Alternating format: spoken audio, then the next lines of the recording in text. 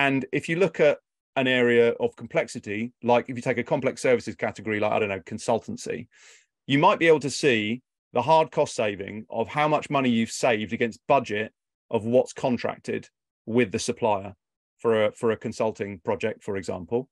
But in terms of so there you've got your kind of hard saving of we've saved X against budget in the procurement of this service. In the delivery of that service, all sorts of things might happen. It might overrun, things might change.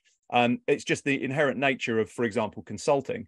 So measuring the actual return on investment, the value you got from that project is so much harder that I feel like to a certain extent that can be beyond some organizations' capabilities at the moment. They're so far further back down the track that if procurement are likely to be targeted on the hard savings in a lot of cases, the soft savings and these other things, these more intangible savings around efficiency and around using the best suppliers in the future and all those sorts of things, that's surely where it's got to move to.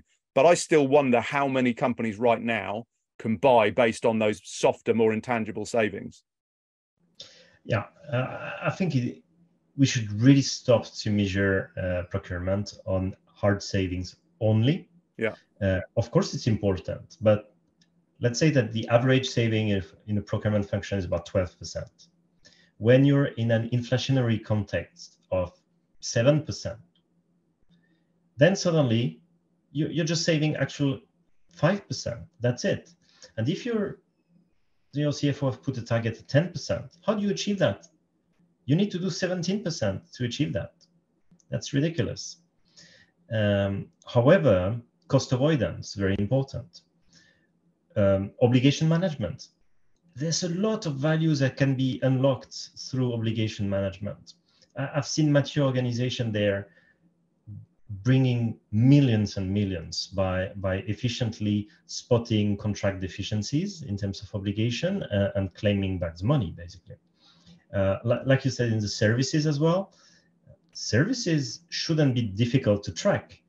But because historically there has been a very bad visibility of the spend and of the life cycle of the spend, not only the signature of the contract, but how it evolves.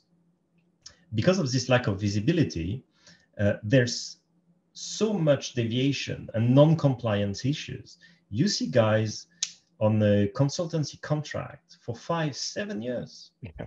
These guys should have been replaced by the FTE, right? It doesn't make any sense. And there's a lot of room for deviant behaviors as well, right? I wouldn't say corruption, but there's these kind of things in the service industry as well. It's just about visibility, it's spend analytics. But across life cycle of different type of spend, it can become pretty complex. I think there's a lot of value to unlock there in obligation management in general, on top of hard savings and cost avoidance. It can be as simple as we have product A, which costs 100 today. There's a huge supply chain issue for this specific product because there's only one chip manufacturer for one component there. And therefore, we will not buy it for 100, we will not buy it for 90, we will buy it for 150, plus 50%. But guess what? Actually, the worst vendor was offering us at 200. So we actually, our baseline was 200 and we went down to 150. It's not going to show like that on the savings, but this is a reality that category managers are facing every day. Right. They see price increase and basically they need to manage the price increase and to less impact their P&L, go for the one who increases less.